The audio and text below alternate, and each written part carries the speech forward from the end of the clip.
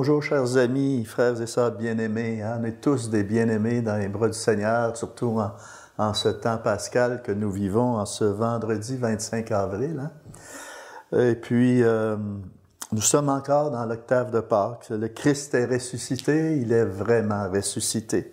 Donc, vivant dans notre vie tous les jours et se manifeste au quotidien de notre existence, il nous invite sans cesse à cette vie nouvelle qu'il nous offre à chaque jour. Donc, on va se laisser interpeller, si vous voulez bien, par notre Père. On va offrir à notre Père de tout notre cœur, afin qu'on n'ait pas peur d'écouter ce que le Seigneur veut me dire aujourd'hui dans sa parole, à travers les Saintes Écritures, et faisons-lui confiance, car rien n'est impossible pour lui, pour chacune d'entre nous. Et à travers ce notre Père, puissions-nous porter le pape François pour le repos de son âme, et que tous les fruits de son ministère puissent continuer à fructifier dans notre monde qui en a tant besoin. Au nom du Père, du Fils et du Saint-Esprit. Amen. Notre Père qui es aux cieux, que ton nom soit sanctifié, que ton règne vienne, que ta volonté soit faite sur la terre comme au ciel. Donne-nous aujourd'hui notre pain de ce jour. Pardonne-nous nos offenses comme nous pardonnons aussi à ceux qui nous ont offensés. Et ne nous laisse pas entrer en tentation, mais délivre-nous du mal. Amen. Car c'est à toi qu'appartient le règne, la puissance et la gloire pour les siècles des siècles. Amen. Du Père, du Fils et du Saint-Esprit. On va poursuivre avec l'Évangile de Saint Jean, chapitre 21, versets 1 à 14. Il a vaincu la mort. Il est ressuscité. Jésus, Jésus,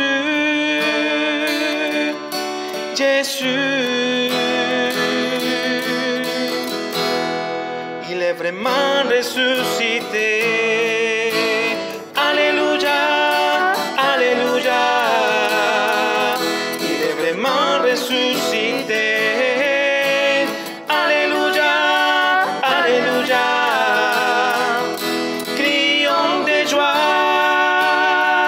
Jésus, il est vraiment ressuscité.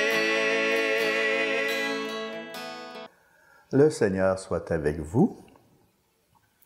L'Évangile de Jésus-Christ selon Saint Jean. Gloire à toi, Seigneur. En ce temps-là, Jésus se manifesta encore aux disciples sur le bord de la mer de Tibériade, et voici comment.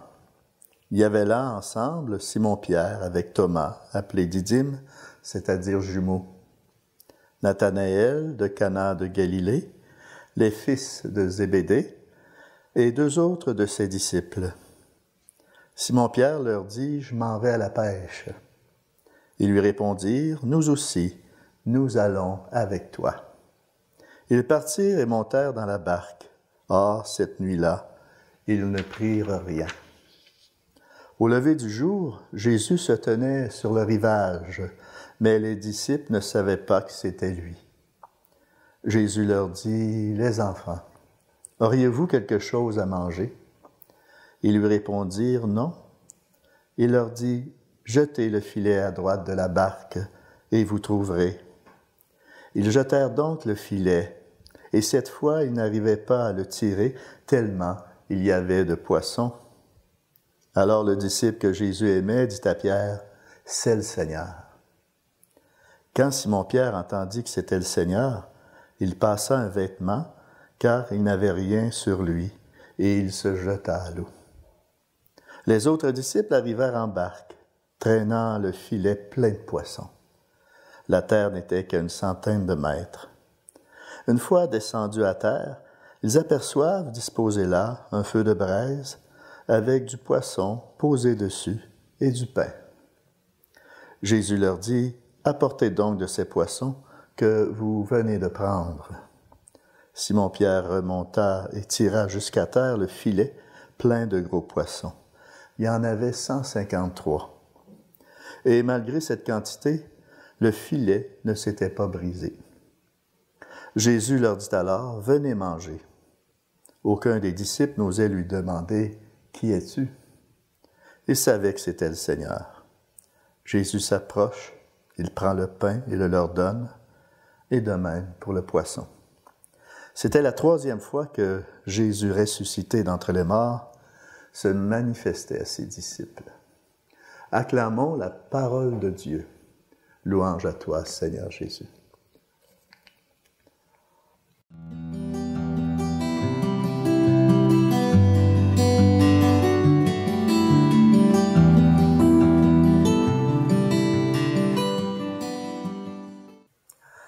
Alors, chers amis, l'Évangile nous raconte aujourd'hui la 3e apparition de Jésus ressuscité aux disciples sur la rive du lac Tibériade. Après les jours terribles de la passion et de la mort du Seigneur, les apôtres retournent à leur travail habituel, la pêche. J'imagine que ça a dû être difficile pour eux de comprendre tout ce qui s'était passé, hein?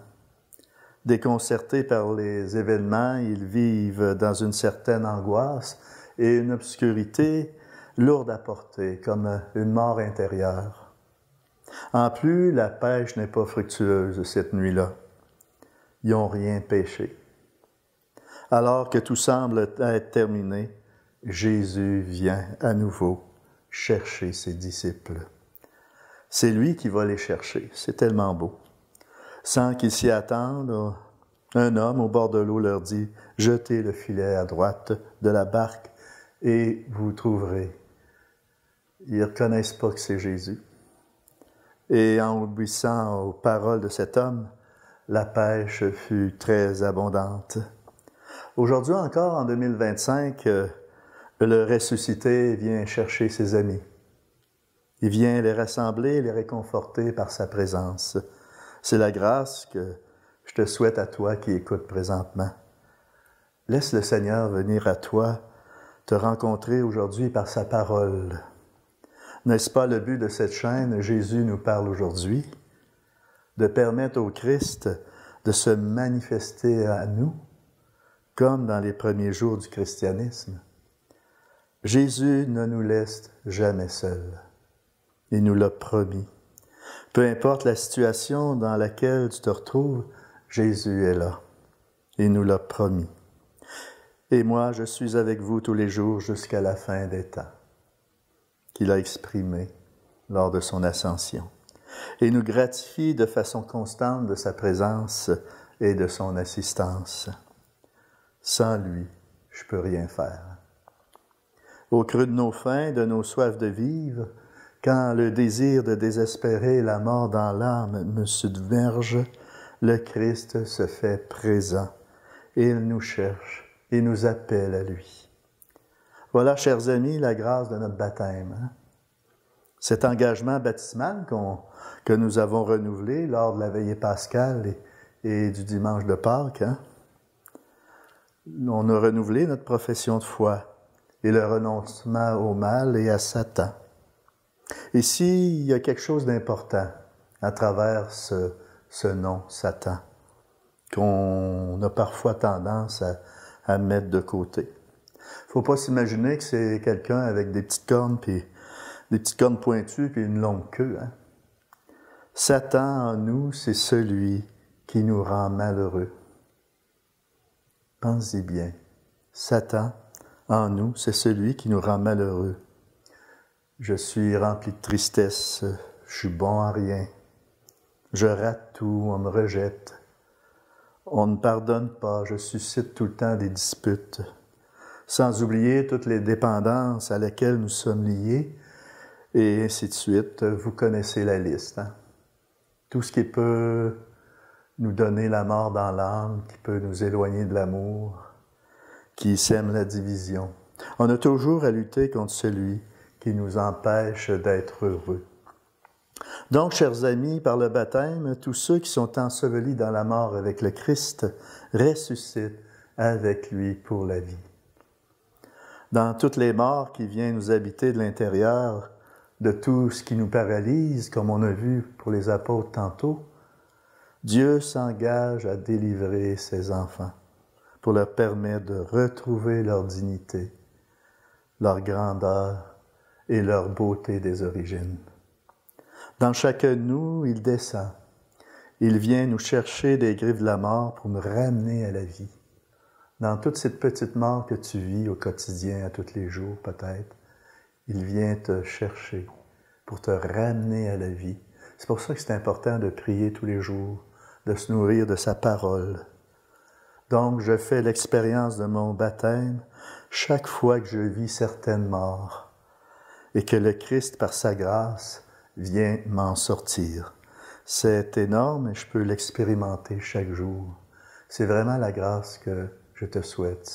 C'est cette grâce baptismale qui peut être renouvelée à chaque jour. Si vous voulez, on va terminer cette réflexion avec une courte prière. Recueillons-nous.